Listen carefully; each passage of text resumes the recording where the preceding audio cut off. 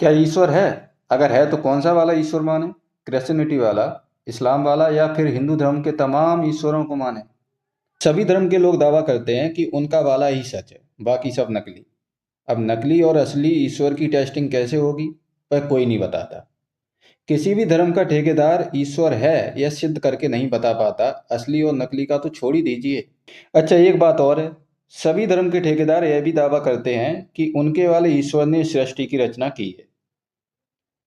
और सभी धर्मों के ईश्वर ने सृष्टि की रचना अलग अलग तरह से की है, किसी की भी आपस में मेल नहीं खाती है। इसमें भी हिंदू धर्म के तो एक कदम और आगे हैं। इनके वाले तो पृथ्वी पर सीधा अवतार लेके आ जाते हैं। और इससे भी कमाल की बात यह है कि ये लोग पृथ्वी पर कई चमत्कार, लीलाएं और युद्ध करते हैं, लेकिन भारत के अलावा दुनिया के 194 देशों में इसकी भनक तक नहीं पड़ती। पृथ्वी पर ईश्वर आ गया है, लेकिन दर्शन केवल भारतीयों को ही देते हैं। और भारत में भी ऐसी कई जनजातियां हैं, उन्हें भी नहीं पता चला कि कब राम और कृष्ण आके चले गए। और दूसरी तरफ पैगंबर साहब चांद के टुकड़े ही कर देते हैं। और यह सब होता हुआ केवल मक्का के मुसलमान ही देखते हैं। जैसे कि मक्का में चांद अलग और बाकी दुनिया का चांद अलग है। तो कहीं दुआ पढ़कर ठीक करने का दावा भी करते हैं, लेकिन यही धर्म के ठेकेदार जब खुद बीमार पड़ते हैं तो सीधा डॉक्टर के पास भागते हैं। ईश्वरवादी यह दावा भी करते हैं कि ईश्वर सर्वज्ञाता है, सर्वशक्तिशाली है, उसकी मर्जी के बिना पत्ता भी नहीं हिलता है।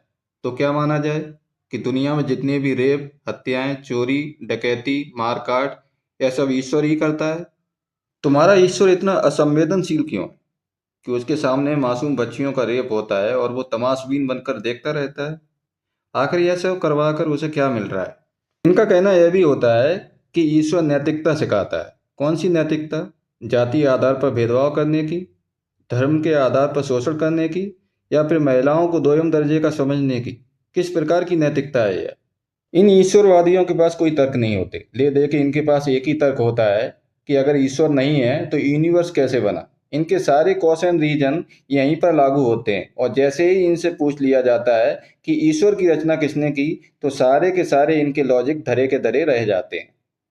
साइंस अगर किसी चीज़ का दावा करता है तो उसके एविडेंस भी प्रोवाइड करता है, लेकिन ये ईश्वरवादी किसी ईश्वर के होने का दावा तो करते हैं लेकिन प्रमाणित नहीं करते। इनका ईश्वर मानने का आधार केवल आस्था है, ऐसी आस्था जिसका कोई अता पता नहीं, जिसे ना देखा जा सकता है, ना सुना जा सकता है, ना सूंघा जा सकता है, और ना ही महसूस।